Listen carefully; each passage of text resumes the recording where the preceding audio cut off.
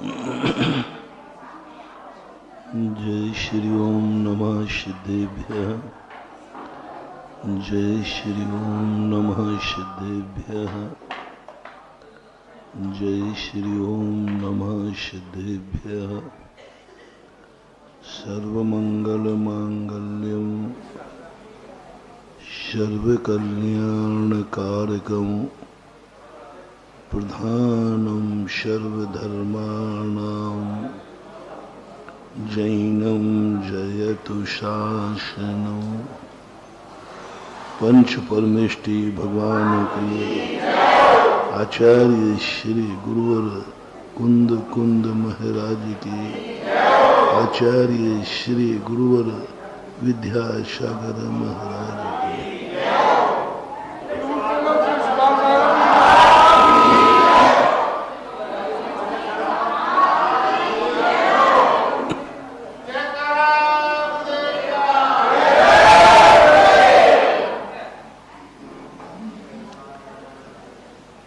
जो क्रिया हमें पराधीन करती है और हमारे वर्तमान को कुंठित करती है, उसे बोलते हैं किस्मत, कर्म।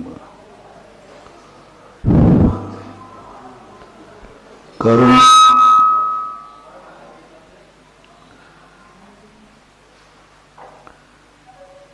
तो उसे किस्मत बोलते, कर्म बोलते।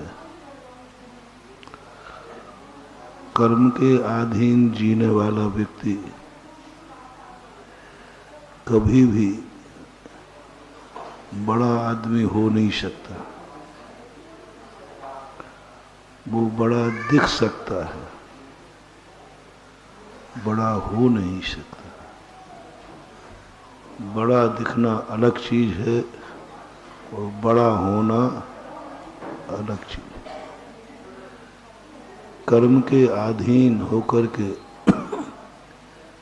देवता लोग होते हैं, लेकिन वे देवता बड़े दिखते हैं, लेकिन वो बड़े हैं नहीं।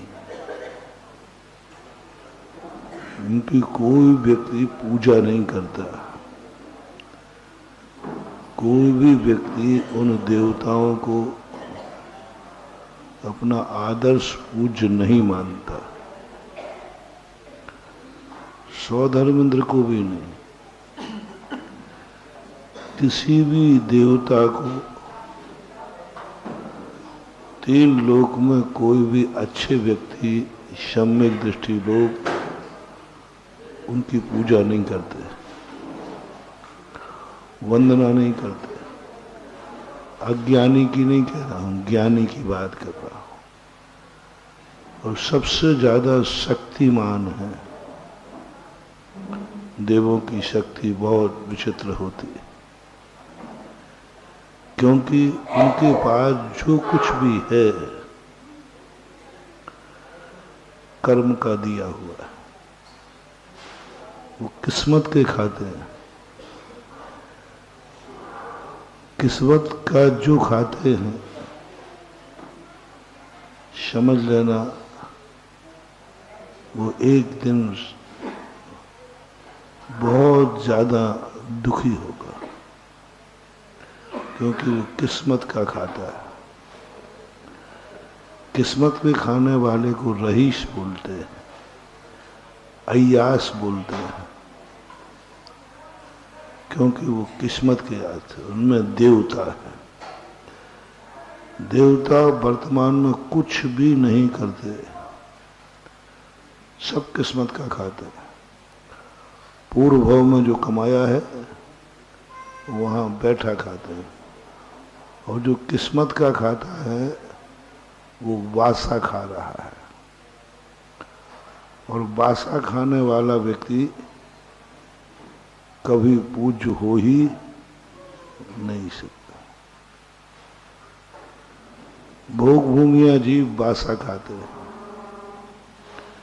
नारकी जीव कोई पाप नहीं करते नरकों में, ऐसा कोई विशेष, लेकिन पाप का फल भोगते।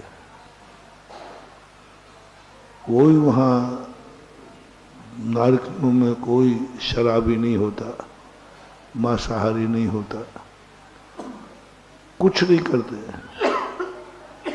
लेकिन पाप कर्म के फल को भोगते हैं, इसलिए उनकी भी कोई कीमत नहीं। त्रियंचों में भी प्राय कर्म का फल ज्यादा भोगते हैं।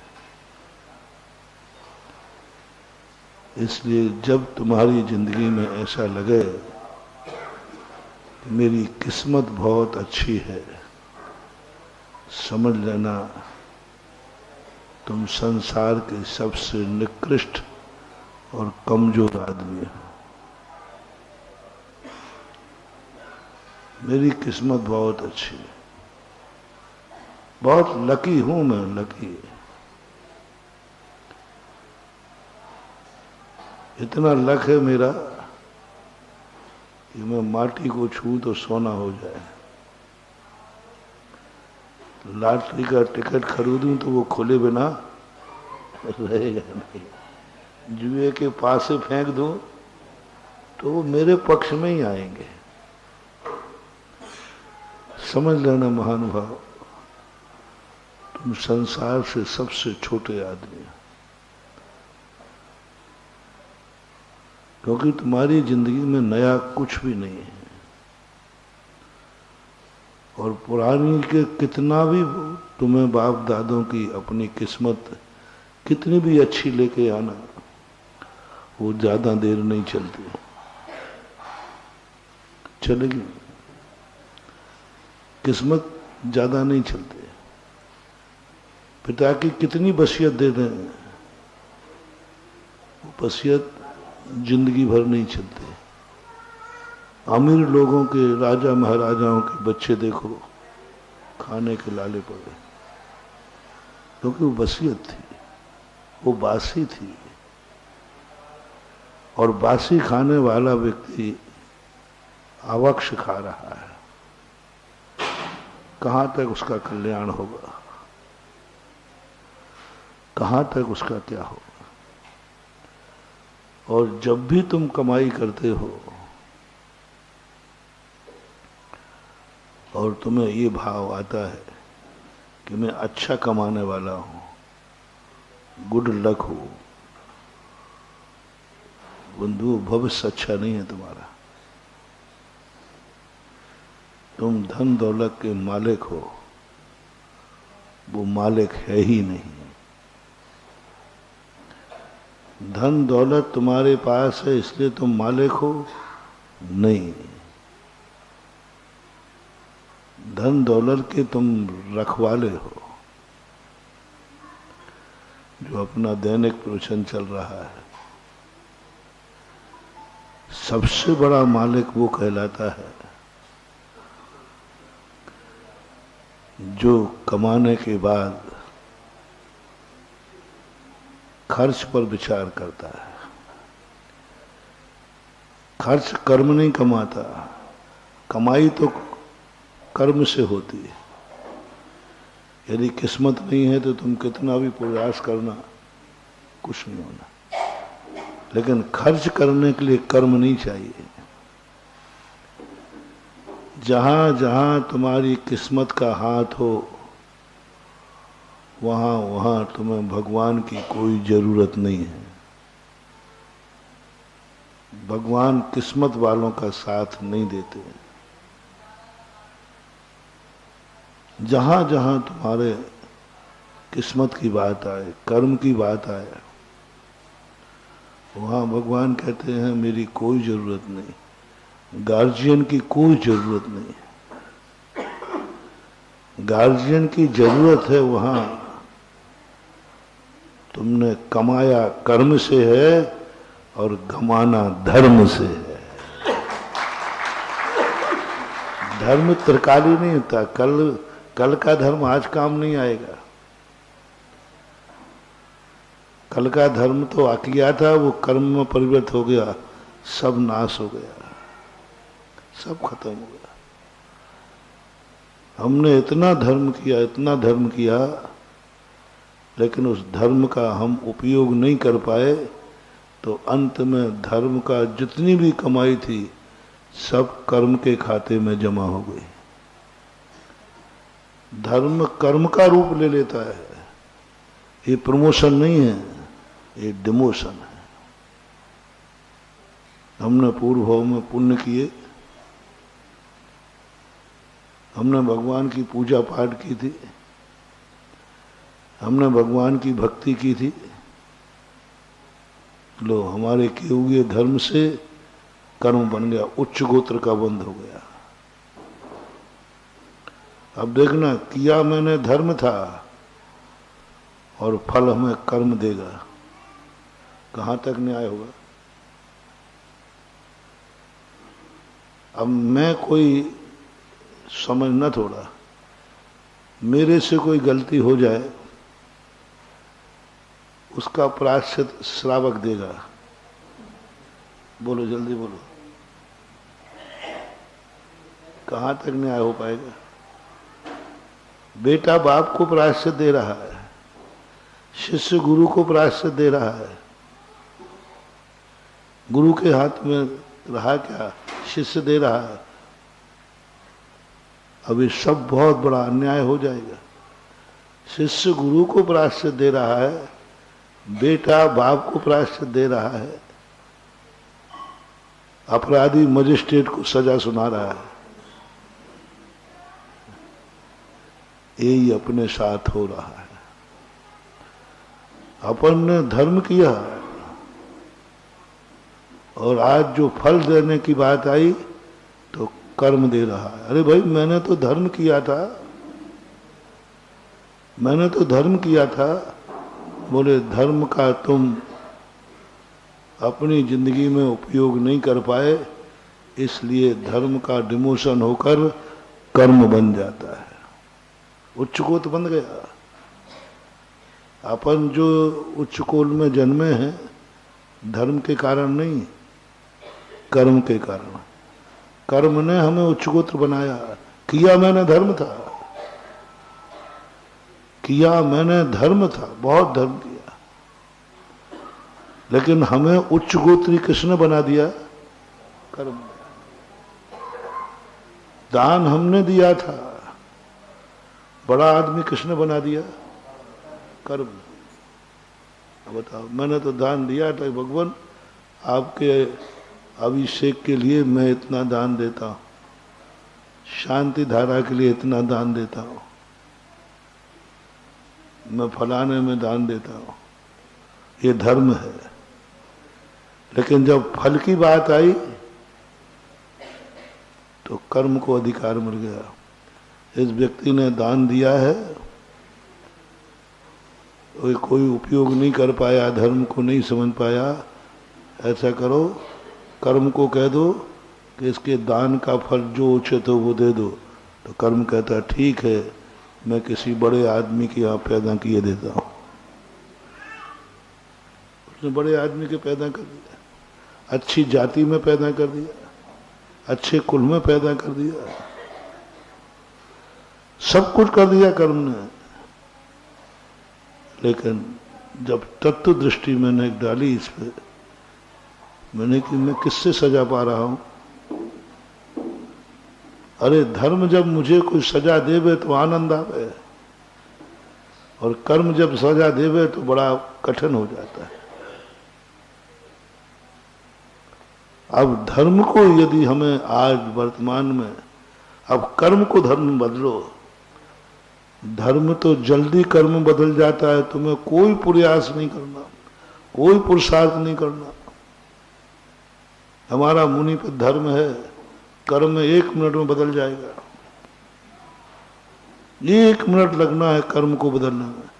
पूरी जिंदगी भर का धर्म, जैसे मेरा मरण होगा, पूरी जितनी कमाई सामायिक की, पूजा की, पाठ की, स्तुति की, जाप किया, मरते 1 सेकंड में सारा धर्म कर्म में परिवर्तित हो जाएगा और देव पर्याय में चले जाएंगे, और वहां हमें सब कुछ जो कुछ देगा कर्म देगा। हमें कुछ नहीं करना पड़ेगा, हमें कुछ भी नहीं करना पड़ेगा। अंतर समझना महानुभाव, हमें ना रहने की व्यवस्था वहां करना पड़ेगी, विमान मिलेगा बढ़िया, खाने की कोई व्यवस्था नहीं, कंठ से अमृत झरेगा। क्या झरेगा? अमृत झरेगा। वैभव खूब जम के होगा। कौन देगा? और यहां देखना, अब कर्म जब हमें सब फल देगा, इसी धर्म का फल मिलेगा हमें, लेकिन हम उस पर्याय में अपूज्य हो जाएंगे। धर्म का ही फल है, धर्म का फल जब कर्म से मिलता है आत्मा को अपूज्य बना देता है। सर्वार सिद्धि के सारे देव मुनि महाराज बन के जाते, 16वें स्वर के ऊपर के सारे देव मुनि महाराज होते, लेकिन उनकी कोई पूजा नहीं, कोई अर्चना नहीं, कोई जय जन नहीं, कुछ भी नहीं करता कोई। क्यों? क्योंकि किए हुए धर्म की परिणति कर्म ने ले ली।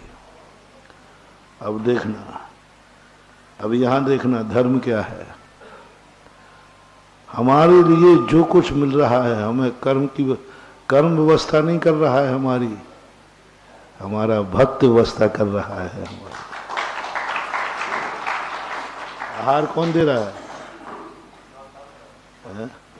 बोल भाई मनोज, तूने मेरे कर्म के कारण आहार दिया है कि धर्म के कारण? धर्म के कारण। आज जो तुम हमें रहने के लिए संशाला बनाई, बोलो कर्म ने बनाई कि धर्म ने? धर्म ने। कर्म ने नहीं बनाई, मेरे कर्म ने नहीं बनाई, धर्म ने बनाई। एक श्रावक के मन में भाव जागा कि हमारे यहाँ कोई गुरु महाराज आएंगे तो वो कहाँ ठहरेंगे आप लोगों में। ये कर्म ने बात कराई कि धर्म ने? धर्म ने, कर्म ने नहीं कराई। कर्म कभी भी संशाला बनाने का भाव कराई गई नहीं, वो तो मकान बनाने का काम कराएगा। वो तो क्या कहेगा, अरे बढ़िया मकान बना भाई, बढ़िया प्लाट मिला है, वो बाजू का और मिल रहा है तो वो और ले ले। ये कौन करा रहा है? कर्म। लेकिन मंदिर बनाने का, संशाला बनाने का कर्म काम नहीं कराएगा। पूरा आगरा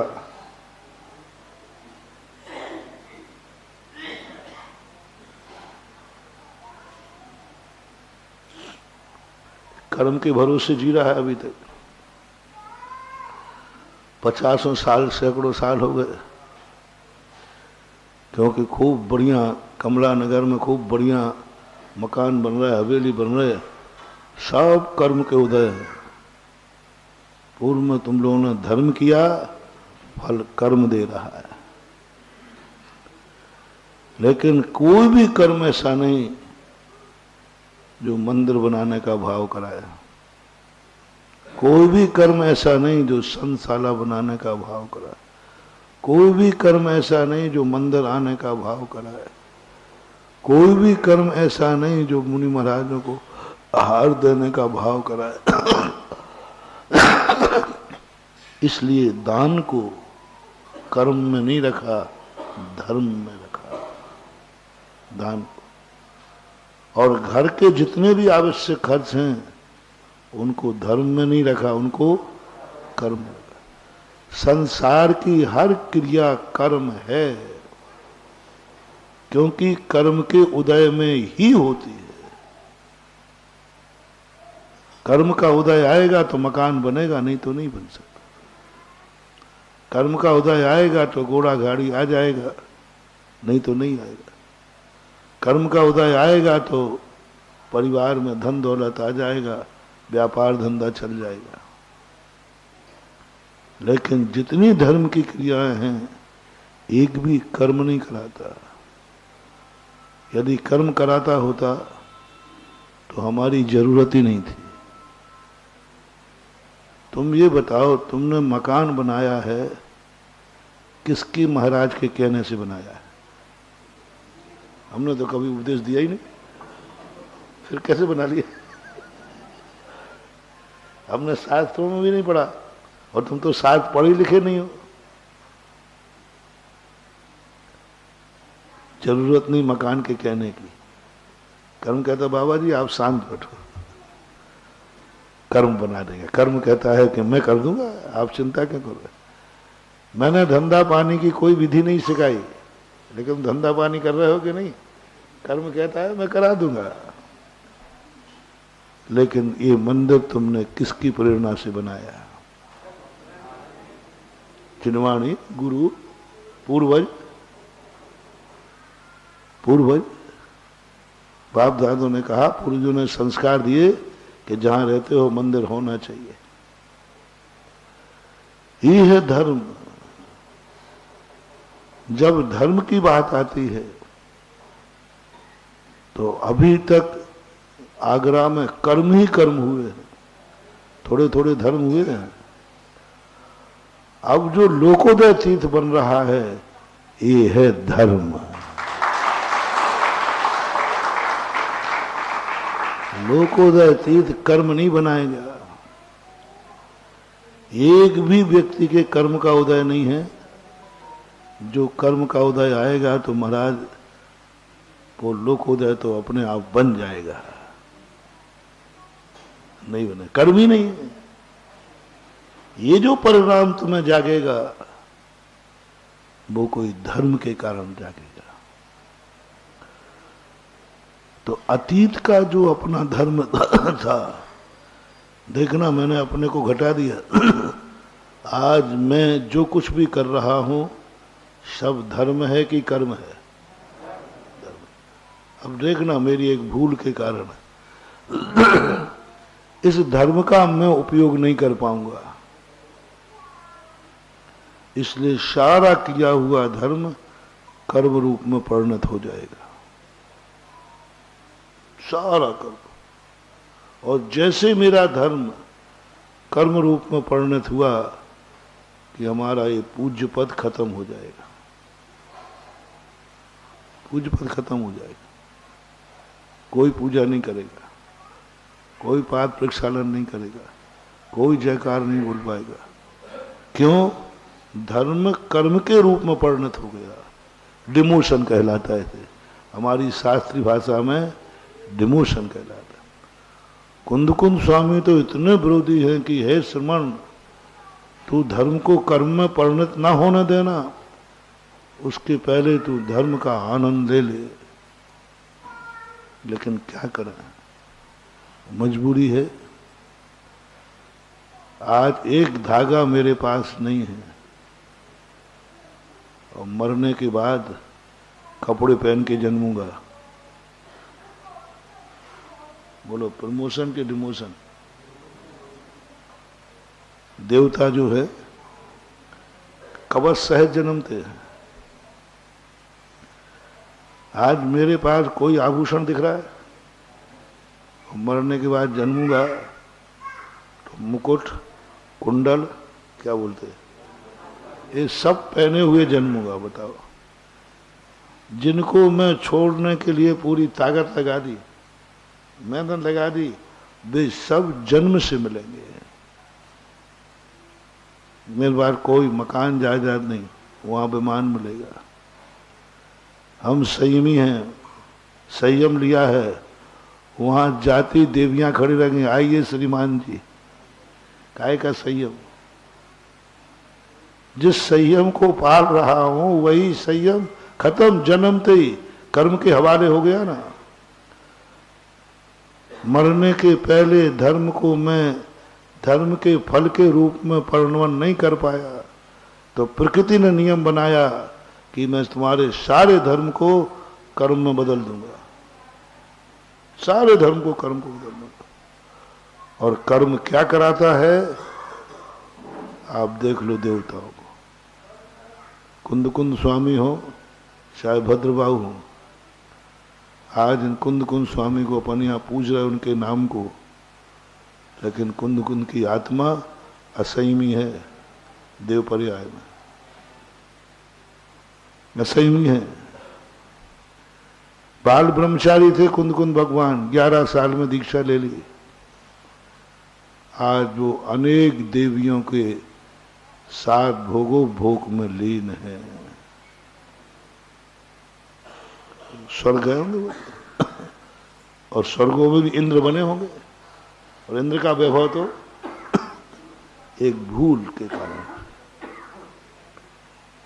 पंचम काल का दोष इतना ही मात्र नहीं है कि हम हीन संगन वाले हैं, हम मिथ्यात्व के साथ जन्मने वाले हैं।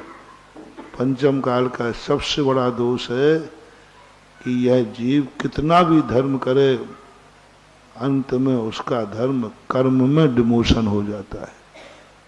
और अगला भाव, आज मेरा सब कुछ धर्म के अधीन है, मेरा दिमाग भी धर्म में है, मेरी आंखें भी धर्म में है, मेरे कान भी, मेरा मुंह भी।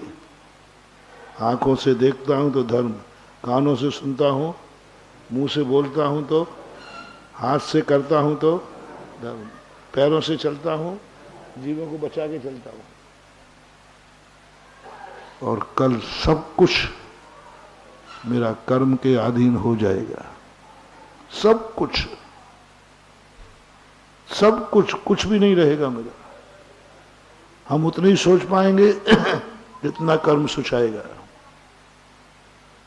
हम उतने ही देख पाएंगे जितना कर्म दिखाएगा, हम उतने ही सुन पाएंगे जितना कर्म सुनाएगा। हमें करना ही पड़ेगा। वहां जाकर के जब मुनि महाराज होते ना, बहुत अच्छी शास्त्रों में बात लिखी है कि मुनि महाराज मर करके और जैसे ही क्षण मात्र में देवताओं में उत्पन्न होते हैं तो वे उठकर जैसे ही बैठते हैं तो पूर्व का संस्कार, अरे ये कपड़े कहां से आ गए, कपड़े कहां से आ गए, मैंने कपड़े पहन लिए, मैंने कपड़े पहन लिए, मुझे किसी ने कपड़े पहना दिए। वो तो उपसर्ग है। अरे ये आभूषण किसने पहना दिए। और ये देवियां देवता चारों तरफ से खड़े, क्या है। आश्चर्य को प्राप्त होता है। वहां देवता पहले ही खड़े थे, बाबा जी, अब बाबा जी, बाबूजी अब तुम्हारा धर्म नहीं, तुम मुनि महाराज नहीं हो, तुम धर्म को पूर्ण केवल ज्ञान में नहीं बदल पाए, इसलिए तुम्हारा सब धर्म कर्म में बदल गया है, और कर्म में बदल गया है, और कर्म तुम्हें मुनि नहीं बनने देगा।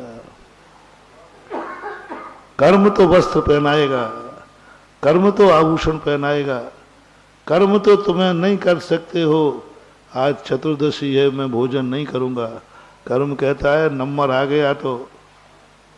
देवताओं के हाथ तो कुछ भी नहीं है, कुछ भी नहीं। इसलिए हम लोग उनसे हार नहीं लेते, तुम लोगों से ले लेते हैं। पहले शुरू में हम सोचते थे कि कितना बढ़िया है कि देवता लोग आहार देते तो कितना अच्छा होता। कभी हमें अंतराय आते ही नहीं, क्योंकि देवताओं के देवियों के बाल झड़ते नहीं, पसीना उनको आता नहीं, मलमूत्र शरीर में होता नहीं, उनको अवध ज्ञान होता है। वो तो अवध ज्ञान तुरंत लगाएंगे कि पूरे भोजन में कहीं बाहर तो नहीं है, कर लेंगे। लेकिन इतने बढ़िया, कोई शरीर में पसीना नहीं, गंदगी नहीं, मल नहीं, मूत्र नहीं, कुछ नहीं होता, शरीर रिफाइन होता, बिल्कुल शुद्ध शरीर होता है। उनको नहाना धोने के सवाल ही नहीं, गंदगी नहीं, क्या नहाएंगे।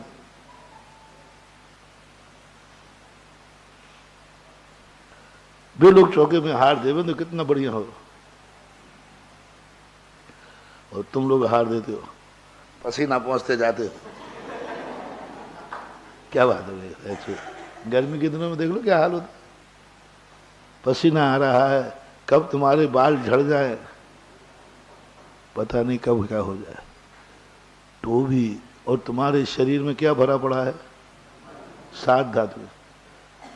तो भी तुम्हें कहा, जिनवाणी ने कहा, श्रावक 7 कुधातुओं से भरा हुआ शरीर पिंड है, पसीना है, बाल टूटेंगे, सब होगा, तो भी ये आहार देने के लिए पात्र है।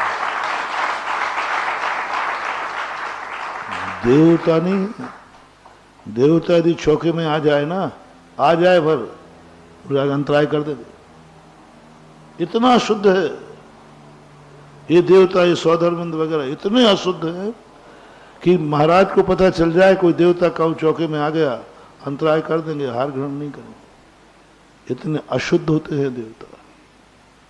क्यों? इनसे हार लेकर उपद्रव करूंगा। ये हार देते देते खाना शुरू हो जाए उनका। मान लीजिए हार दे रहे हो, उसी समय सेकंड पर उनके खाने का समय हो गया, फिक्स है, बिल्कुल फिक्स है, 1 सेकंड टाल नहीं सकता। उधर आहार दे रहे हैं, इधर उनका खाना शुरू हो जाएगा, अमृत। अब जूठे मुंह खाऊंगा, ले लूंगा बाहर, वो जूठे मुंह दे देगा।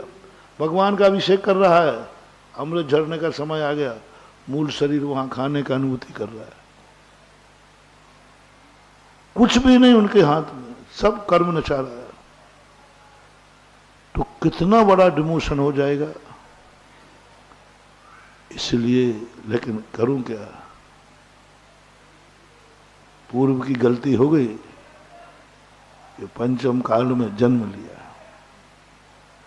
आप लोगों से मेरा कहना है, आप लोग भी अभी कर्म के अधीन हैं। कर्म के अधीन तुम जिंदगी जी रहे हो। रावण का कर्म बहुत तीव्र था। अक्षय निधियां जो तुम्हारी निकली, कल बताया था चक्रवर्ती का, कर्म से, धर्म से नहीं। धर्म ने कर्म रूप वर्णन किया, कर्म से निधियां आई। डायरेक्ट धर्म निधि नहीं देता, धर्म देता नहीं है, धर्म को तो दिया जाता है। लेकिन वह धर्म जब कर्म में परिणत हो जाता है तो अक्षय निधियां रावण के भी आई और भरत चक्रवर्ती के भी आई। दोनों का धर्म कर्म परिणत हो गया। रावण कहता है कर्म का फल है, भोगो, लंका सोने की बनाओ, ऐसो आराम करो। जब जब तुम्हारे मन में ये भाव आवे, समझ लेना तुम कर्म के अधीन जिंदगी जी रहे हो और ये कर्म तुम्हारे लिए पतन ही कराएगा, पतन ही कराएगा। तपेश्वरी से राजेश्वरी, राजेश्वरी से नरकेश्वरी। कितना भी तुम कमा के रख जाना, क्या उपयोग होगा उसका, क्या उपयोग होगा? पाप तुमने किया है। अभी एक कल सज्जन आए कहीं से, बोले महाराज एक पुराना किला है, वहाँ एक मंदिर है, हम लोग तोड़ के बना रहे हैं, लेकिन वहाँ सांप ही सांप निकल गया। तो हमने कहा ये जो राजा महाराजा मरे हैं, मर के बनेंगे क्या? क्योंकि राजगद्दियों पे मरे, लड़ते लड़ते मरे। किसके लिए लड़े? धन दौलत के लिए, जमीन जायदाद के लिए, उसी के लिए लड़ते लड़ते मरे हैं। तो सांप तो बनना ही है। पूज्यवर वीर सेन स्वामी महाराज ने लिखा, जो जिंदगी में हमेशा किस्मत को लकी मान करके कहता है मेरी किस्मत बहुत लकी है, और हमेशा कमाने के रूप में लगा रहता है, अंत तक ऐसे मरकर धौ का पेड़ होते हैं। एक धौ होती है वृक्ष, धौ सफेद वृक्ष होता है। सारे पेड़ों की जड़ें जो हैं पानी की तरफ जाती हैं। मान लो यहाँ पेड़ लगाया तो उसकी मूल जड़ वहां जाएगी जहां आसपास पानी होगा, लेकिन धौकी पेड़ की जड़ पानी की तरफ नहीं जाती, वहां जाएगी जहां धन रखा है। अब देखो पेड़ है, पूर्व भाव का संस्कार देखना। पूज्यवर वीर सेन स्वामी महाराज ने श्री धवला जी में उदाहरण दिया है। देखो कर्म का संस्कार, देखो उसका, उसकी जड़ वहां जाएगी जहां धन रखा है, पानी की तरफ नहीं जाएगी। पानी की तरफ छोटी नसें भेजता है जड़, मूल जड़ वहां भी। संसार का एक ही पेड़ है ऐसा। इसका उदाहरण आप कुछ देखना हो तो सोनागिर में जाके देखना। सोनागिर के पहाड़ में सोना है, चमकता भी है, उसका पत्थर देखना, उतने उतने टापू पे सोना निकाला भी गया, बरसों काम चला अंग्रेजों के समय, लेकिन महंगा पड़ा तो बंद कर दिया गया। अग्निकोण की तरफ जाना, आज भी वो सोने की खदानें हैं जहां से पत्थर निकाला जाता था और उसमें से सोना निकालते थे, लेकिन वो सोना इतना महंगा पड़ा तो कम है। हमारी पिछी में भी सोना है, ध्यान रखना, हम अमीरों से कम नहीं है।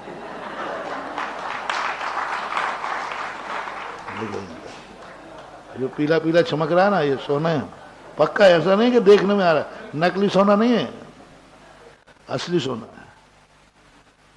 वैद्य लोग जब बच्चों को स्वर्ण भस्म देना हो तो कैसे इनको दें, क्योंकि ज्यादा दे नहीं सकते, तो मयूर पंख को ही जला करके देते हैं, क्योंकि इसमें सोने का अंश है।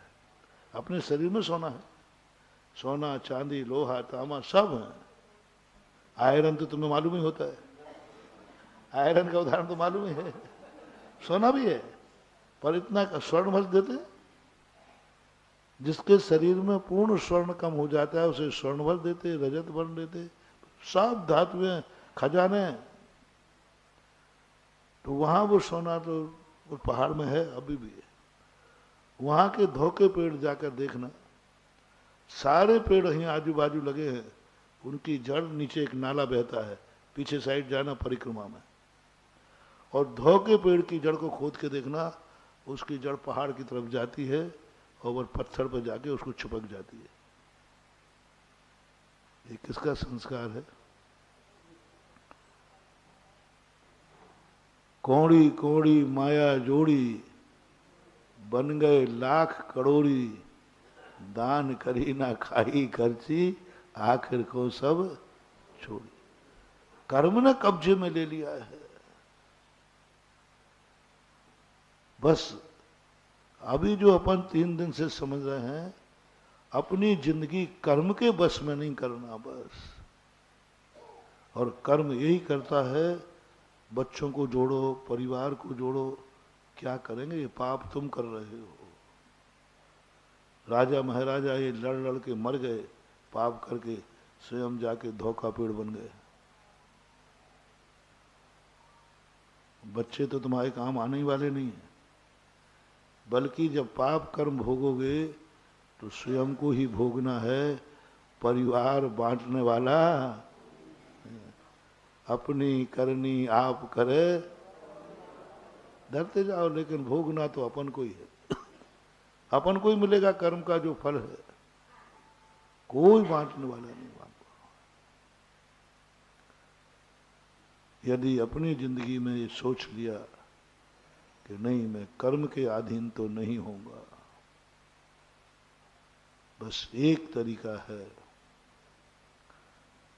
एक तरीका है कि कमाओ, तुम कर्म से कमाओगे। ध्यान रखना, मैंने पहले ही कह दिया, तुम्हारी कमाई तुम्हारे कर्म से होगी, धर्म से नहीं। धर्म कभी कमाई नहीं कराता, जब भी कमाई होगी कर्म से होगी। कौन नहीं कमाना चाहते हैं, लेकिन क्यों नहीं कमा पा रहे? बताओ भैया, कौन कमाई नहीं चाहता है? सब चाहते, सब धंधा पानी करते, सब व्यापार करते, लेकिन नहीं मिलता, नहीं मिलता। क्यों? कर्म साथ में, कमाई कर्म के अधीन है। तुम सब खाते हो, लेकिन सबको एक समान नहीं पचता। भोजन कर्म के अधीन है, कर्म के अधीन। हवेली बन रही है, बनेगी, कर्म के अधीन, तुम्हारे अधीन नहीं है। कौन नहीं चाहता कि मेरे पास अच्छी हवेली हो? बोलो भाई, चाहते हो कि नहीं? क्यों नहीं बन पा रही? कर्म के आधीन।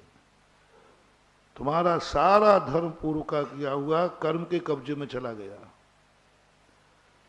अब कर्म ही तुम्हारी जिंदगी बनेगी। अब हमारी जरूरत कर्म के लिए नहीं है।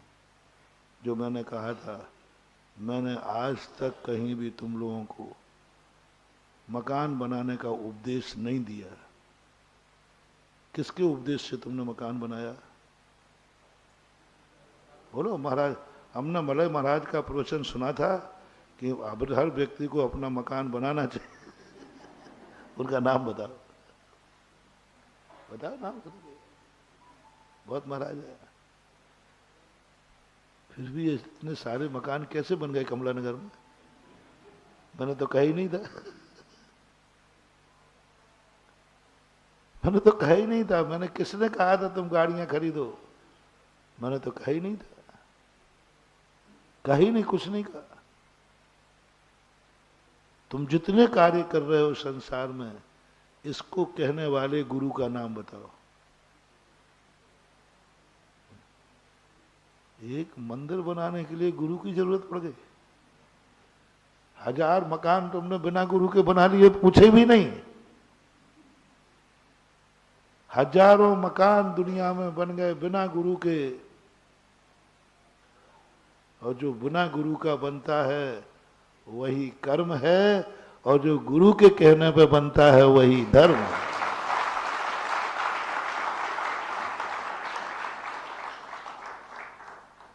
भोजन तुमने किसके कहने से शुरू किया? बोलो भोजन। अरे जन्मते ही चिल्लाए थे, लाओ। रोते रोते कहा था। जन्मते ही व्यक्ति सबसे पहले रोता है। किससे रोता है? मुख से। कर्म लाता है, भोजन लाओ। अरे अभी तो तू छोकरा है, पहले बताऊंगा। बोले कुछ नहीं बताना, आप तो लाओ। कर्म ने भोजन करना सिखाया। सिखाया ही नहीं, आप सीखे। किसी महाराज ने नहीं, किसी गार्जियन ने नहीं भोजन करना सिखाया। लेकिन पूजन करने के लिए कितने लोग सिखा गए, तो अभी पूरे नहीं सीख पाए। खाना तो सब सीखे हुए हो कि नहीं? कि खाना भी सिखाऊं? अरे महाराज आप क्या को समय खराब कर रहे हो? और पूजन के लिए तीसरी बार आ गया हूं, तो भी अभी कमला नगर में 60% लोग को भी पूजन करके नहीं जानते हो। अंदाज बोल रहा हो? सिखा रहा हूं, बोल रहा हूं। शास्त्र में लिखा है। इतने लोग समझा गए, पीढ़ी दर पीढ़ी से समझा रहे, तो भी समझ में नहीं आ रहा। तो भी समझ में नहीं आ रहा। क्यों? कर्म के अधीन नहीं है ना। कर्म के अधीन जिंदगी जीना सरल है। धर्म के अधीन जिंदगी जीने का मन बन जाता है कि नहीं, मैंने तो कर्म से तो खूब जी लिया, खूब कमा लिया, सब कुछ कर लिया। अब मैं खर्च जो करूंगा वो धर्म के अधीन होके करूंगा। जो अपना 2 दिन से प्रवचन चल रहा है, कमाई में मेरी जरूरत नहीं, गुरु की कोई जरूरत नहीं। खूब कमाओ, दिन रात कमाओ।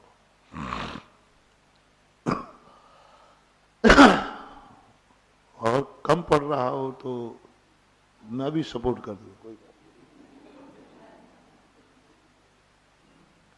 बस एक नियम तुम्हें लेना है। कमाई का आशीर्वाद दूं? हाँ दे दूंगा, कोई बात नहीं। भक्तों को देने में क्या आपत्ति है? बस एक नियम लेना पड़ेगा कि तुम कमाने के बाद खर्च करोगे, वो धर्म और धर्मात्मा से पूछ के करोगे।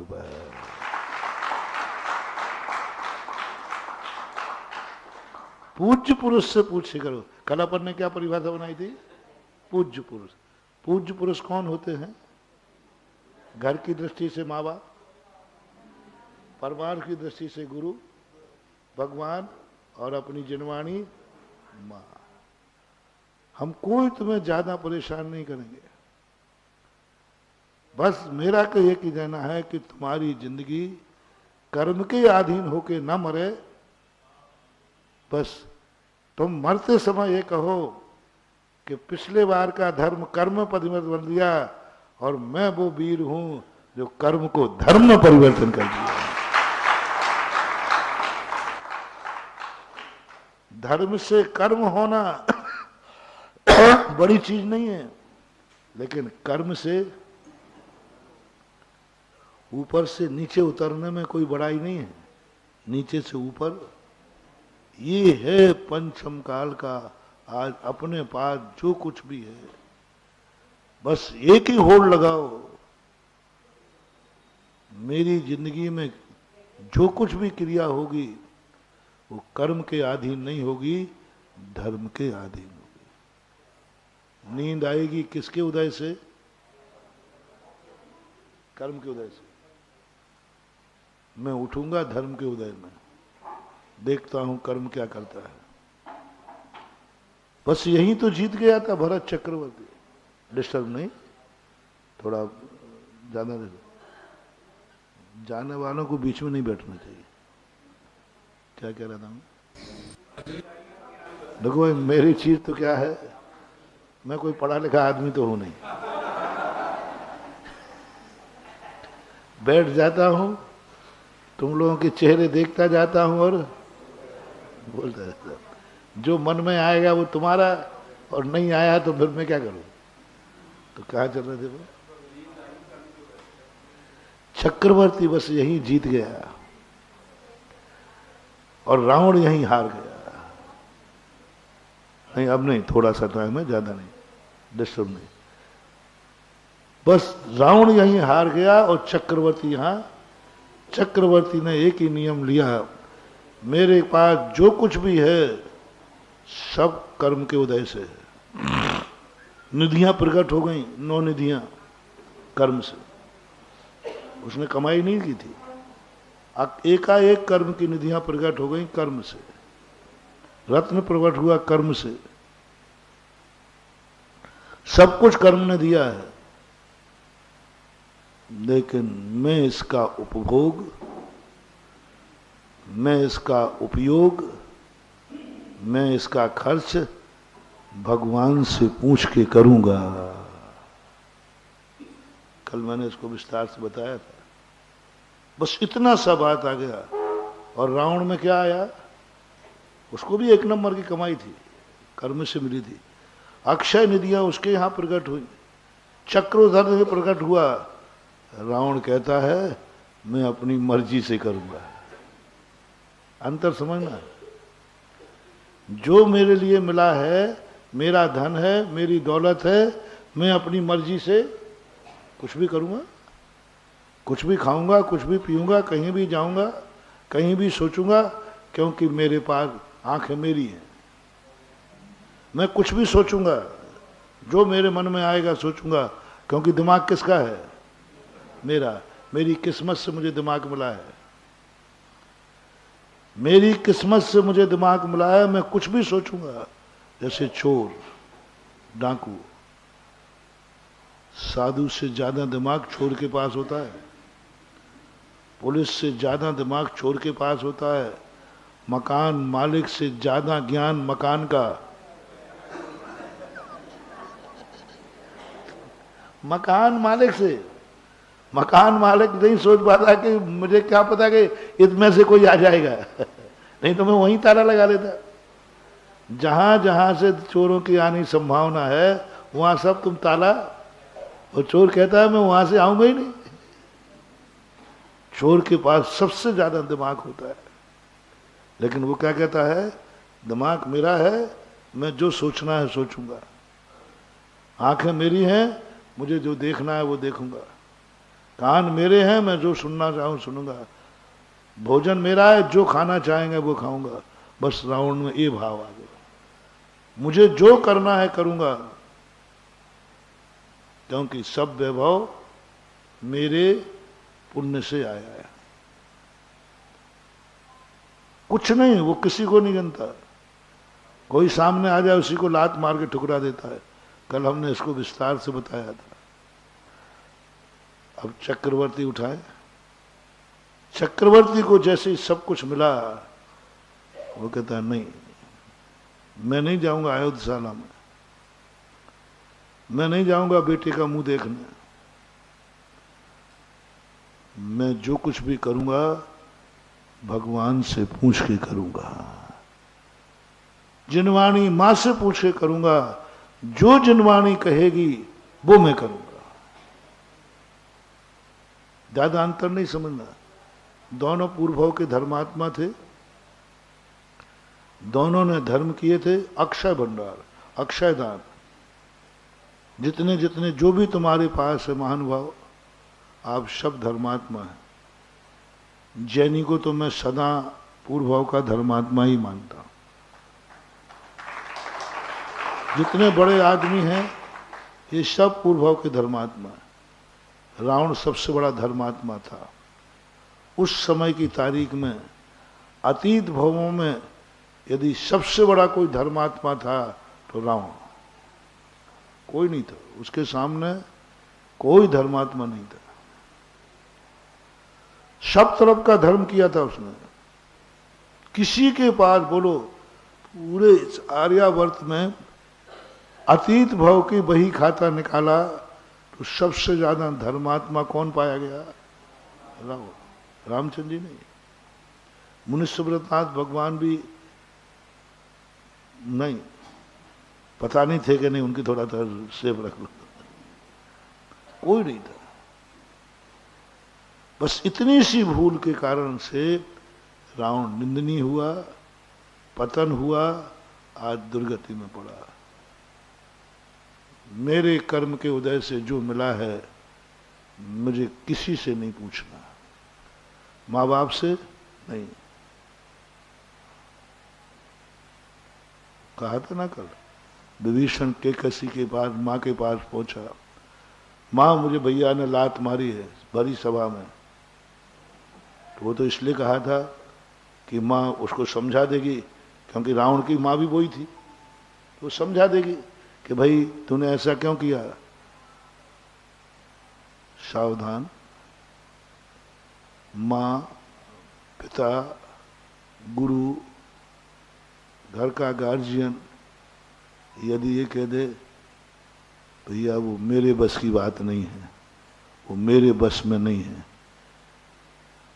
गुरु कह दे, माता पिता कह दे, गार्जियन कह दे, वो मेरे बस की बात नहीं है, बस जो शब्द तुम्हें किसी को मिले समझ लेना वही नाम रावण का है, वही रावण है,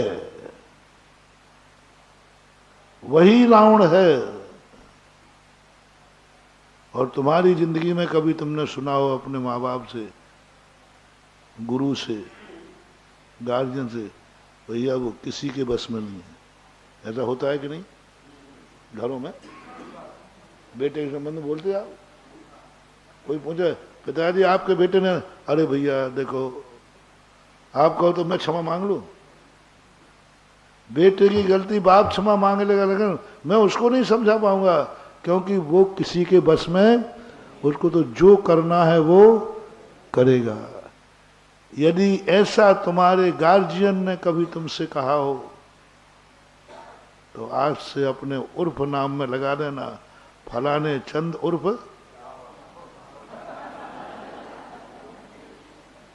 कोई नहीं रोक सकता। ये कह दिया सबने, अरे भैया वो तो किसी की, जिससे कहो अरे भाई वो यार, अरे भैया उसका नाम मत लो, वो किसी के बस में नहीं है, अभी मेरी और आफत कर देगा वो। क्या बोली माँ, बेटा तू मेरे पास शिकायत लेके आया है, यदि कहो मैंने समझाई तो रावण है, वो मुझे भी लात मार देगा। किसने बोल दिया ये? अब बोलो, माँ कह रही है बेटा तू क्या कह रहा है, तुझे लात मारी और तू कह रहा भैया को समझाओ माँ, इतना थोड़ी होता है। तो वो कहती बेटा वो मुझे भी लात मार देगा, यदि तेरे लात खाने के बाद तू चाहता है कि मैं भी अपने बेटे की लात खाऊं, तो उसको समझाओ, भाग जा तू यहां से। बेटे के साथ मायाचारी की कैकई ने, भाग यहां से। रावण विभीषण को भगाने वाली कैकई थी, कैकसी, कैकई नहीं कैकसी, कैकसी नाम था माता का। उसने राम के पास भेजा, दुश्मन के पास। रावण का जब पूरा चरित्र पड़ा तो मन की रावण में ऐसा कितना बड़ा पाप कर दिया कि आज तक उसकी निंदा होती जा रही।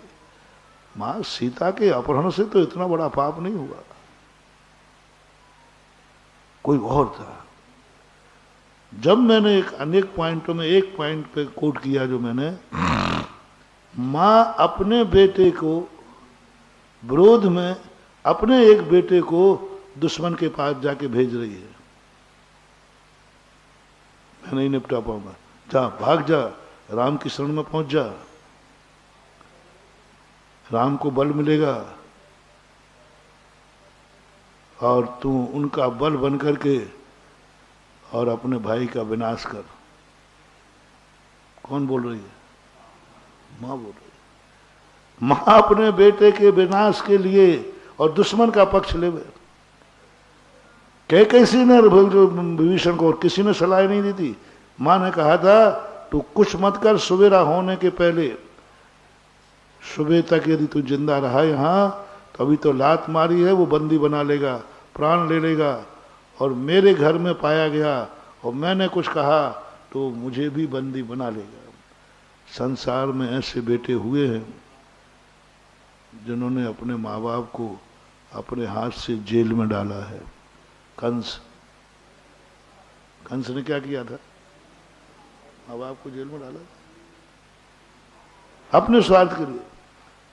कितने लोग ऐसे, भाग यहां से जा, और रातों रात दुश्मन की तरफ प्रेरित कर दिया। इसी का नाम रावण है। ऐसा ही आप लोगों को आपके पूज्य पुरुष, जो आपके पूज्य हों, उनके मुख से बस ये शब्द मत सुन लेना जिंदगी में कि वो कह रहे हो भैया वो मेरे बस में नहीं है। तुम्हारे माँ बाप ने तो कहीं ऐसा नहीं कहा, कहा हो तो अभी मैं बैठा हूं, भूल सुधार कर लेना, क्योंकि मैं तुम्हारे बाप का बाप हूं। हम आपके बाप क्या गुरु होते, और गुरु के गुरु भगवान होते? ये तो क्रम है, एक डिपार्टमेंट है। यदि वहां गलती कर ली हो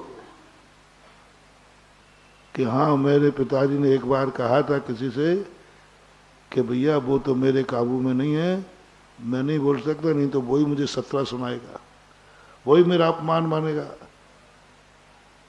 चलो मैं एक सैंपल देता हूं, कहीं तुम्हारे कारण से तुम्हारा बाप डरता तो नहीं है तुमसे? अरे भैया मैं नहीं बोल सकता, तुम जानते नहीं हो छोरे को, तुमसे भी कह दे थोड़ा, कहीं तुमसे तुम्हारी सासू तो नहीं डरती है? अरे नहीं नहीं महाराज जी मैं नहीं, वो बहू, अरे मैं बोल दूं तो मेरी रोटियां बंद हो। महानुभाव बहुत बड़ी मोटिवेशन दे रहा हूं। अपनों से बड़े पूज्य यदि हमसे डरते हैं तो समझ लेना हमारे जीवन में रावण का संस्कार आ रहा है, और हमारी गति वही होगी जो रावण की गति है, क्योंकि तुमसे पूज्य पुरुष डर रहा है। पूज्य पुरुष के अनुसार तुम्हारी माया नहीं। और यदि ये कह देता क्या बात है, मम्मी अच्छा उस रावण ने ऐसा, आने दे छोकरे को, मैं देखती हूं, मैं देखती हूं। और कान, क्यों रे तूने इसको लात क्यों मारी, क्यों मारी तूने लात? मैं गुस्सा आ गया, गुस्सा आ गया था। समझ लेना इसी का नाम राम है और कुछ नहीं। बड़ों को इतना अधिकार हो कि वो कह सके अच्छा उसने किया है, मैं देखता हूं, मैं देखता हूं उसने ऐसा क्यों किया, और मालूम है कि मेरे कहने के बाद वह गड़बड़ करेगा ही नहीं। इसलिए कम से कम तुम्हारी जो जिंदगी है कर्म के अधीन नहीं करना। और कर्म के अधीन होने का अर्थ ही है तुम्हारी जिंदगी कर्म के अधीन हो गई है। इसका मोटिवेशन सूत्र लो, क्या? मेरे पास जो कुछ है, मैं जो करना है मैं करूंगा। मेरे ऊपर ना कोई भगवान है ना गुरु है, कुछ नहीं, जो मुझे करना है मैं करूंगा। ऐसा भाव तुम्हारा आ गया, समझ लेना तुम्हारी आत्मा कर्म की गिरफ्त में चली गई। अब भरत चक्रवर्ती की बात, यदि तुम्हारे मन में भाव आ जाए कि नहीं मैं अनाथ नहीं हूं, क्या कहना है?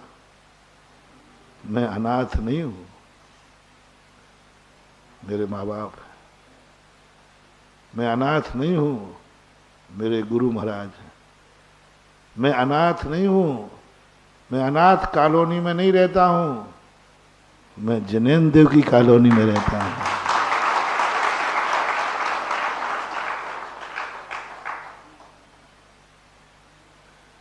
तुम्हारी कॉलोनी में भगवान नहीं है, भगवान की कॉलोनी में तुम हो। हाँ, आजकल के लोगों का, छोकरों का पैटर्न बदल गया है। मम्मी पापा मेरे साथ रहते हैं, अब देखना छोकरों का। और अब इसी को उल्टा कर दो, मैं मम्मी पापा के साथ रहता हूं, बस इतना ही तो अंतर है। नहीं, आचार्य श्री मेरे साथ रहते हैं, कैसा लगा? और मैं गुरु के साथ रहता हूं, अंतर आ गया। मैं कोई अनाथ नहीं हूं, मैं उस कॉलोनी में हूं, जैनेन्द्र देव की कॉलोनी, जहां जैनेन्द्र देव का मंदिर है। मैं अनाथ नहीं हूं, मैं अनाथ नहीं हूं, मेरी मां जिनवाणी मेरे पास है। अब ये 3-4 लोग आ गए आपके यहां पूज्य। कल हमने कहा था ना, पूज्य के अनुसार चलना है, तो तुमने थोड़ा सुधार करवाया था अंत में कि महाराज जो कुछ भी मेरी जिंदगी चले, जो कुछ भी मैं खर्च करूं, तो मैंने कहा था माँ से पूछ के करना। तो थोड़ी सी आवाज, हमारी माँ के स्थान पर पत्नी चल जाएगी। हाँ, इसके लिए तुम एग्री हो, पत्नी से पूछ के करूंगा। हाँ, तो मैंने कह दिया कर सकते हो, पत्नी से पूछ करके भी खर्च कर सकते हो। शर्त एक है, पत्नी को तुम्हें पूज्य बनाना पड़ेगा, पैर छूना पड़ेगा। कोई पूछेगा तो परिचय कह दो, पूजनीय श्रीमती। हाँ, ये शब्द लगा सको तो लगा दो, मुझे क्या आपत्ति। पूज्य शब्द जिसके साथ लगा सको, जिसके चरण तुम छू सको, उसके अनुसार तुम्हें जिंदगी गुजारना है। इसके लिए तो गाइडलाइन। पूज्य का अर्थ यह नहीं है कि हमें उसकी पूजा करना है, पूज्य का अर्थ यह नहीं कि हमको गुणानुवाद करना है, पूज्य का अर्थ है उनके अनुसार हमें जिंदगी चलाना है, ये है पूज्य का। माँ बाप का अर्थ यह नहीं है कि हमें उनसे जन्म लेना है, जन्म तो पशु भी लेते हैं। माँ बाप जन्म लेने के लिए नहीं होते हैं, माँ बाप का मूल उद्देश्य है कि हमारी जिंदगी उनके अनुसार चलेगी। जो कुछ भी होगा सब उनके अनुसार होगा। तो समझ लेना कि तुम बेटा बनने लायक हो। इसी प्रकार गुरु महाराज पूजा के अनुसार नहीं है। हाँ महाराज जी पूजा करने जाओ, भगवान क्या पूजा कर दो, खूब पूजा करो, खूब आहार दान दो। इसके लिए महाराज ने क्या गुरु महाराज पूजा के लिए नहीं बनाए जाते हैं। मेरी जिंदगी गुरु महाराज के अनुसार चलेगी, इसलिए गुरु महाराज। मंदिर पूजा के लिए नहीं आया जाता है, भगवान के अभिषेक का लोटा ढालने के लिए नहीं आया जाता है। इनको मैंने कई बार कह चुका, इनको तुम्हारे लोटे की कोई जरूरत। क्यों आते हैं, क्यों पूछते हैं इनको? कोई कारण नहीं मान भाव, एक ही कारण है, पूजा तो उसका एक सम्मान है, सभ्यता है। सत्य ये है कि मैं अपनी जिंदगी भगवान तेरे अनुसार चलाना चाहता हूं। तू जैसा चाहेगा वैसी मेरी जिंदगी होगी। बोल कैसी चाहता है, बोल कैसी चाहता है। जो तू चाहेगा वो होगा। तू कहेगा कि सुबह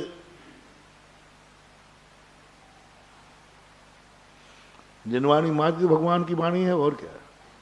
जिनवाणी माँ से पूछो, माँ बताओ मैं 8 वर्ष का हो गया हूँ। पूज्यवर जिनसेन स्वामी महापुराण में कहते हैं, जिनवाणी के सूत्र बताओ मुझे अब क्या करना है। जिनवाणी ने कहा, चक्रवर्ती बोलो माँ, बोलो भगवान कैसी जिंदगी जीना है। जो श्रावक की चर्या बताई। अब देखो, कर्म ने सुलाया था, धर्म ने जगाया। उठ, 4 बज गए हैं, सामयिक का समय हुआ। कौन जगा रहा है? कर्म नहीं जगाता कभी, कर्म नहीं जमाता। तुम्हारी माँ में और हमारी माँ में यही अंतर है।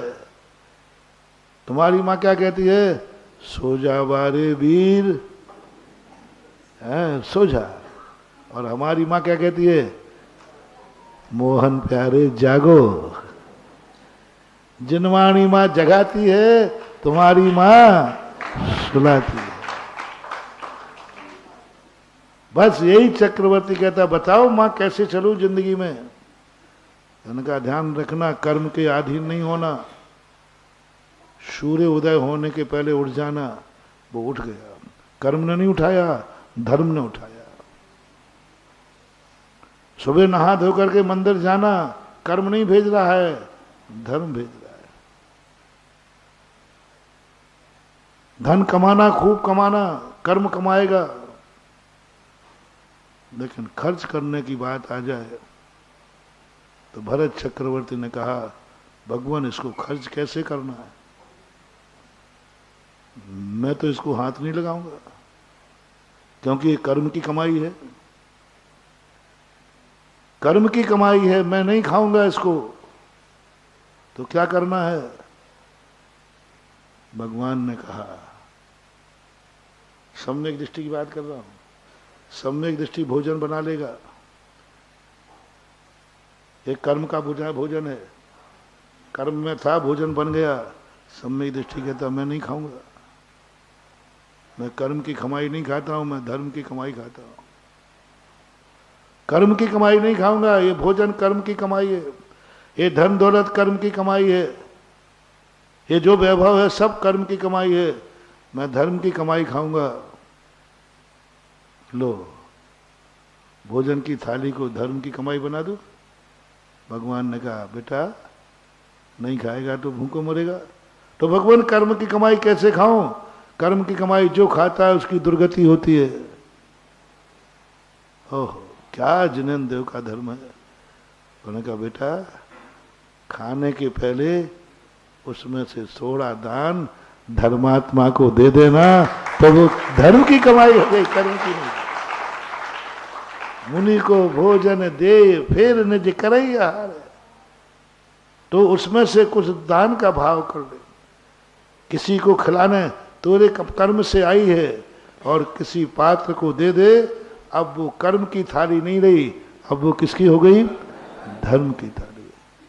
ऐसे ही नहीं बना दिए भोजनों के। तुम्हारे घरों में जाकर हार लेता हूं, सब करता हूं, तुम्हारा खाता हूं, समझ में नहीं आता। मेरी किस्मत क्या फूटी है? मैं अपने लिए 2 रोटियां नहीं कमा सकता क्या? सुन लो रे कान खोल के, कमा के दिखा दूं? निर्वाणी ने कहा, ए ठाकुर साहब, कमा सकता है, तू कमा के खाएगा तो धर्म से तू भी जाएगा, क्योंकि खाने के लिए जो तू कमाएगा वो कर्म से मिलेगा। और 2 मिनट तू ग्राहक के घर चला जा, वो दान भी धर्म का है और उसका कर्म भी धर्म बदल जाएगा। दोनों तरफ अपनी बना के खाना कर्म का फल है, और श्रावक के हाथ से लेना एक काम, मुझे धर्म का मिल गया और तुम्हें क्या हो गया, वो थाली कर्म की थी, वो धर्म बदल। ऐसे ही सब चीज में लगाओ। शरीर स्वस्थ मिला है, अच्छा मिला है, आंखें मिली हैं, ये कर्म से मिली हैं, धर्म में परिवर्तित करो। मैं आंखें नहीं खोलूंगा, क्योंकि आंखें कर्म से मिली हैं और कर्म पतन कराएगा। भगवान मैं नहीं खोलूंगा, नहीं नहीं आंखें खोल दे, बस इतना कर, सुबह से उठ करके इनसे आंखों से धर्म करा ले, भगवान का दर्शन करा, फिर से आंखें करना। ये आंखें धर्म की हो गई। भोजन की थाली किसकी हो गई, कब, जब उसमें से तूने, अब ये आंखें धर्म की हो गई, क्योंकि उससे ही हमने क्या किया, बस अब कोई बात नहीं, अब तेरी आंखें कर्म की नहीं रही, तेरी धर्म की हो गई, क्योंकि तूने देव दर्शन का नियम ले लिया है कि हम भगवान का दर्शन करेंगे। अब देखना कर्म को धर्म में कैसे परिवर्तित। ये कान कर्म से मिले हैं, हम महाराज का प्रवचन सुनने जा रहे हैं। मुझे भी मालूम है कि तुम्हारा कर्म कल्याण नहीं करना, तो भी देखो बुद्धू बन करके, मुझे मालूम है तुम एक मुनि नहीं बनने वाले, फिर भी 4.5 महीने से कह रहा हूं, होना मैं पागल के नहीं, कुछ नहीं जुआ रेंगना तुम्हारे कानों पर, मुझे मालूम सब, इतना बुद्धू मत समझो दे मुझे मालूम है कि मैं प्रवचन सुनाऊंगा, तुम एक भी मुनि बनने वाले, फिर भी क्यों सुना रहा हूं, क्यों सुना रहा हूं। जिनवाणी ने कहा सुनाओ, तुम क्यों सुनाओ, भैंस के सामने भी उन्होंने कहा बजाओ, क्यों, कम से कम इसके कर्म के जो कान हैं वे धर्म के कान हो जाएंगे। मात्र कर्म के काम, क्योंकि इन कानों से जो आवाज मिली कर्म ने दी है।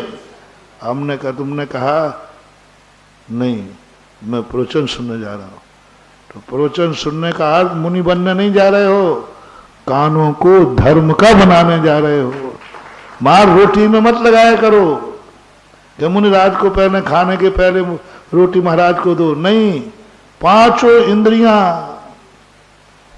पांचों इंद्रियों से पहले धर्म, फिर बाद में कर्म, तो वो कर्म धर्म का मंगल है। ऐसे ही मुख है, जो वाणी मिली कर्म के उदय से, नहीं मैं पहले भगवान की पूजा बोलूंगा।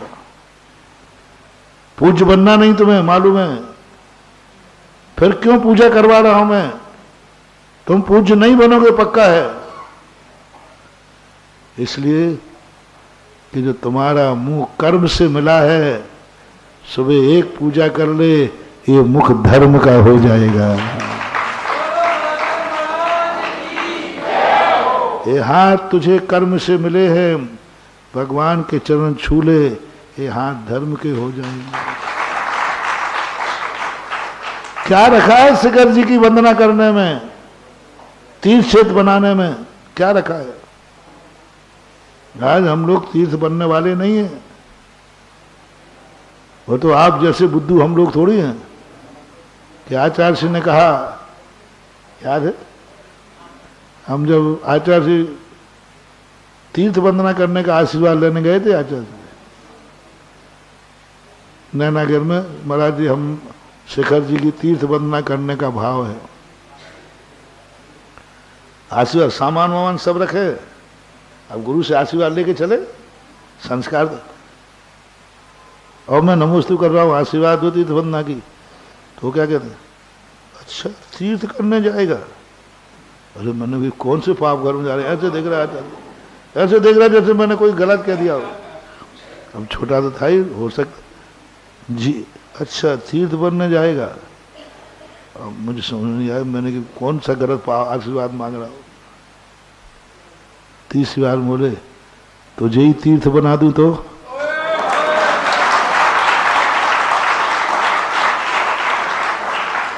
8 जनवरी 1980 की घटना है।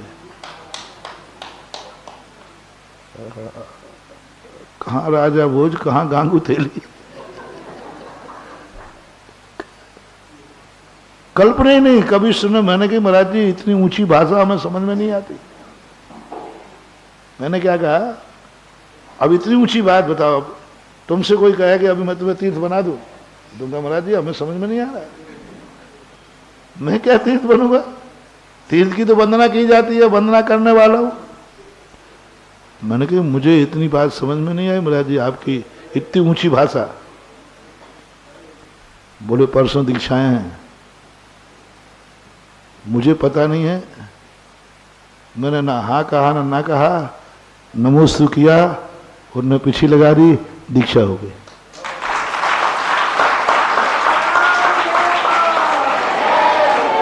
ये उदाहरण आप लोगों को दे रहा हूं महाराज, आप जैसे बुद्धू हम लोग नहीं हैं कि आपकी एक बार पे बात में मान जाएं।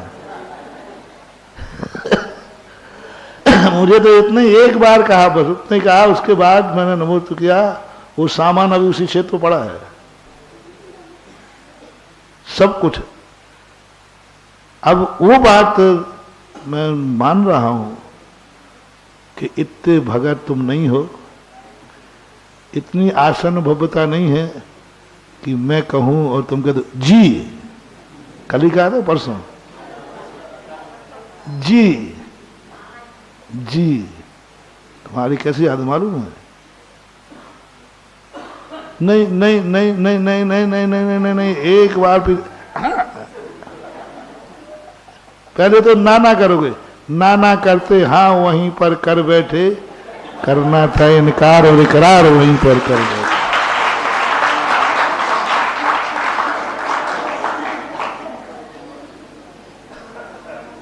यहां तो ना निकले ही नहीं, पहली बार में ही हाँ निकले, वो मजा अलग है, वो एक मजा अलग है। पहली बार में जो हाँ निकलता है उसका आनंद आज भी मुझे गर्व होता है। और वो कल एक संस्मरण और सुनाया था, जब महाराज ने कहा था ना छोटे में, तुम कल ही तो कहा था तू महाराज बनेगा। अब पहले तो आया कि महाराज जी को इतनी अकल नहीं कि मैं कितना छोटा हूं, अभी कोई महाराज बनने के समय, लेकिन क्या संस्कार दिया, बहुत गर्व होता है कि उन महाराज के सामने होंगे, आज जितनी उम्र हमारी इससे भी ज्यादा उम्र के थे, 70 साल के लगभग होंगे,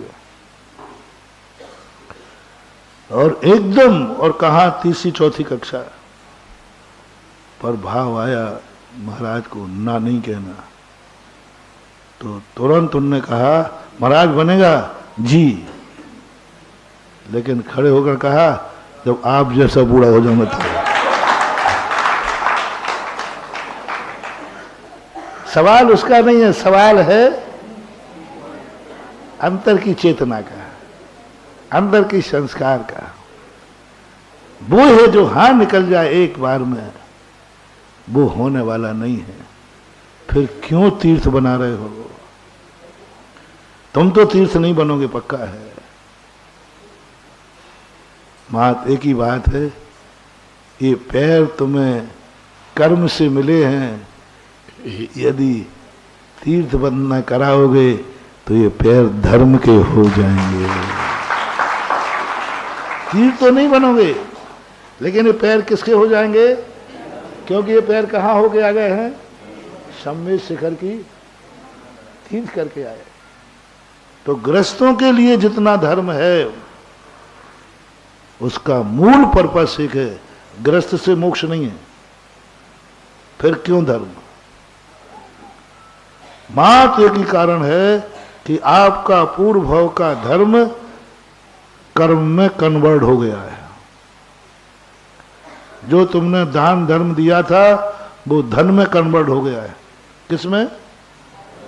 पूर्व भाव में जो दान दिया होगा वो किसमें कन्वर्ट हो गया? धन में। पूर्व भाव में तुमने मंदिर बनाया होगा वो कन्वर्ट हो गया हवेली में। पूर्व भाव में भगवान का दर्शन किया था वो कन्वर्ट हो गया आंखों में। सारा धर्म कर्म का कर्म रूप कन्वर्ट हो गया। प्रवचन के प्रारंभ की पंक्ति याद करो। अब क्या कराना है? बस वो ही करके दिखाना है। जब धर्म को कर्म ने मेरे धर्म को कर्म बना लिया है तो आज मुझे भगवान मिला, गुरु मिला, मैं कर्म को धर्म बना के रहूंगा। धर्म को कर्म बनाया, धन मिला। अब ज्ञानी कहता है मैं धन को दान देकर धर्म बनाऊंगा। दान का अर्थ क्या? त्याग होना चाहिए। दान तो सवाल ही नहीं। जो धन दौलत त्याग है, दान बीच में कहां से आ गया? जब पाप है तो त्याग कराओ ना सीधे, जैसे हम लोगों ने करा दिया। ये दान बीच में क्यों आया? दान से मोक्ष नहीं मिलता। दान से जो धन कर्म का रूप ले लिया है वो धन धर्म का हो जाता है। इसलिए दान की परंपरा। मुझे दान की परंपरा नहीं है। हम लोग कोई दान नहीं करते क्योंकि हमारा धर्म कर्म रूप में परिणत हुआ ही तुम्हारा हो गया। तुम्हारा धर्म सब धर्म में कर्म में परिणत हो गया। अब तुम्हारे से जो हम दान की प्रेरणा दे रहे हैं, मात्र एक ही कारण है कि कर्म के अधीन होके नहीं मर जाना, नहीं तो धौ के पेड़ बनोगे सोनागिर की परिक्रमा में। धौ के पेड़ बनोगे और वही उसी हवेली में क्या बनोगे? वो अभी जो कल की बात आई ना, अगर वहां सांप ही सांप निकल रहे हैं, कौन है? जिंदगी भर जोड़ जोड़ कर मर गए, मर के सांप बनेंगे? सांप बनेंगे?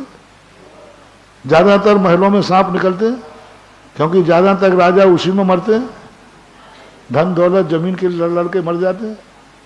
सांप बनते, धौ बनते, गुबरीला बनते हैं।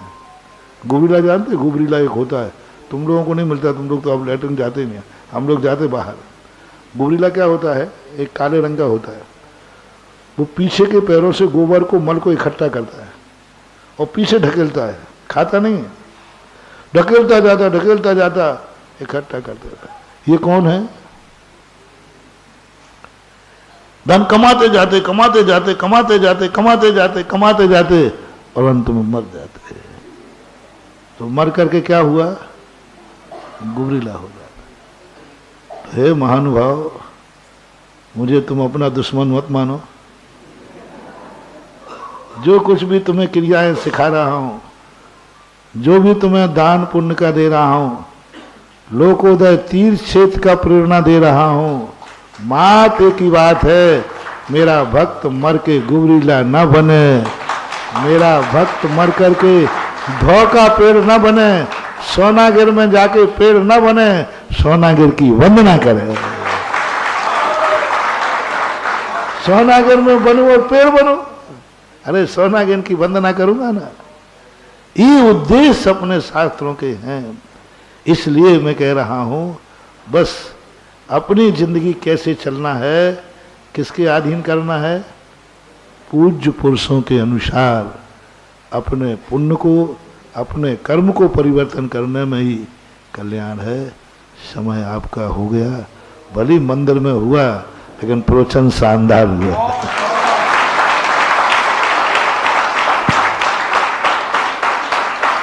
चलिए, तो लोकोदय तीर्थ कर्म से बनेगा या धर्म से? जोर से बोलिए ना। धर्म से। बैठ जाइए भाई साहब, कोई को अनुमति नहीं है जाने की, अभी हिलने की। बैठे रहिए सब। ये सभा अभी चल रही है, वहां जो लोग हैं बैठ जाए। और अगर लोकोदय तीर्थ धर्म से बनना है, पहले तो ये बताइए, आपसे पूछ रहा हूं महिलाओं, आप सुन रही हैं लोकोदय तीर्थ के बारे में? जानती है ना आप लोग लोकोदय तीर्थ के बारे में? जिस दिन इसकी